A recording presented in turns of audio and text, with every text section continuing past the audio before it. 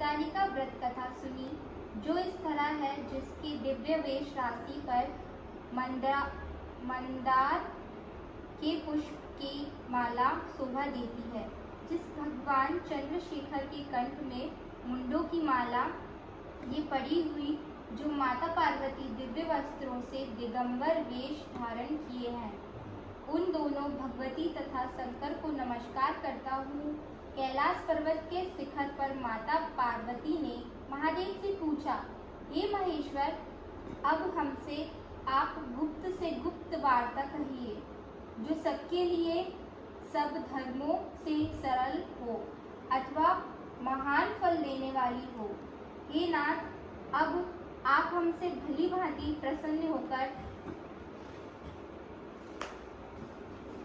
आप मेरे सम्मुख प्रकट कीजिए। हे नाथ, आप यदि मन्य और अंत रहित हैं, आपकी माया का कोई पार नहीं है, अब हम आपको किस प्रकार से प्राप्त करें और कौन कौन से दान पुण्य फल से आप हमें वर के रूप में मिले। तब महादेव जी बोले, हे देवी सुनो, मैं उस व्रत को कहता हूँ जो परम गुप्त है, मेरा सर्वस्व है। जैसे तारांगणों में चंद्रमा, ग्रहों में सूर्य, वर्णों में ब्राह्मण और देवताओं में गंगा, पुराणों में महाभारत, वेदों में शाम, इंद्रियों में मन श्रेष्ठ है, वैसे पुराण वेद में इसका वर्णन आया है, जिसके प्रभाव से तुमको मेरा आसन प्राप्त हुआ है।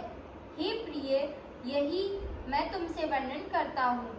अब सुनो, भादो मास के शुक्ल पक्ष को हस्त नक्षत्र तृतीया तीज के दिन को इस व्रत का अनुष्ठान करने से सब पापों का नाश हो जाता है।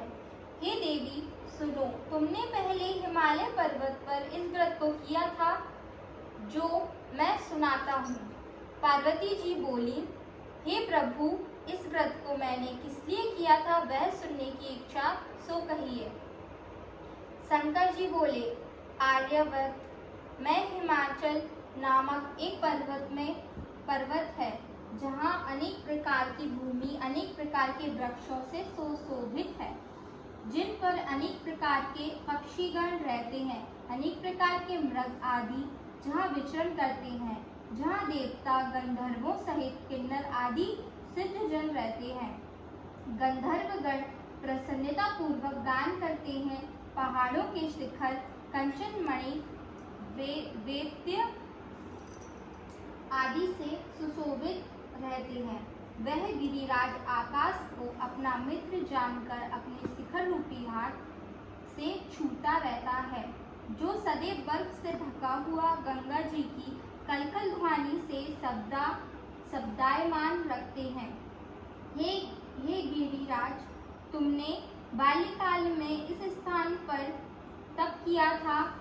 12 साल नीचे को मुख करके धूम्रपान किया, तब फिर 64 वर्ष तुमने बेल के पत्ते भोजन करके ही तप किया। माघ के महीने में जल में रहकर तथा बैसाख में अग्नि में प्रवेश करके तप किया। श्रावण के महीने में बाहर खुले में निवास कर अन्य जल त्याग तप करती रही। तुम्हारे कष्ट को देख तुम्हारे पिता को चिंता हुई। वे चिंतातुर होकर सोचने लगे कि मैं इस कन्या को किसके साथ वरण करूं। तब इस अवसर पर देवयोग से ब्रह्मा जी के पुत्र देवर्षि नारद जी वहां आए। देवर्षि नारद जी तुमको देखा तो तुम्हारे पिता हिमाचल के देवर्षि को अर्ध्य पदम आसन देकर सम्मान सहित बिठाया और कहा, हे मुनिवर, आज आपने यहाँ तक आने का कैसे कष्ट किया। आज मेरा अहोभाग्य है कि आपका शुभ आगमन यहाँ पर हुआ, कहिए क्या आज्ञा है। तब नारद जी बोले, हे गिरिराज, मैं विष्णु का भेजा हुआ आया हूँ, तुम मेरी बात सुनो। आप में अपनी लड़की को उत्तम वरदान कर ब्रह्मा इंद्र शिव आदि देवताओं में विष्णु के समान कोई नहीं है, इसलिए तुम मेरे मत से आप अपनी पुत्री का दान विष्णु भगवान को दें। हिमाचल बोले, यदि भक्तन वासुदेव स्वयं ही पुत्री को ग्रहण करना चाहते हैं, तो फिर इसी कार्य के लिए ही आपका आगमन हुआ है। तो यह मेरे गौरव की बात है, मैं अवश्य उनको ही दूंगा। हिमाचल की यह कथा सुनते ही देवर्षि नारद जी आकाश में अंतर्ध्यान हो गए और सख चक्र गदा पद्म एवं पीतांबरधारी विष्णु के पास जा पहुंचे। नारद जी ने हाथ जोड़कर विष्णु से कहा, हे प्रभु, आपका विवाह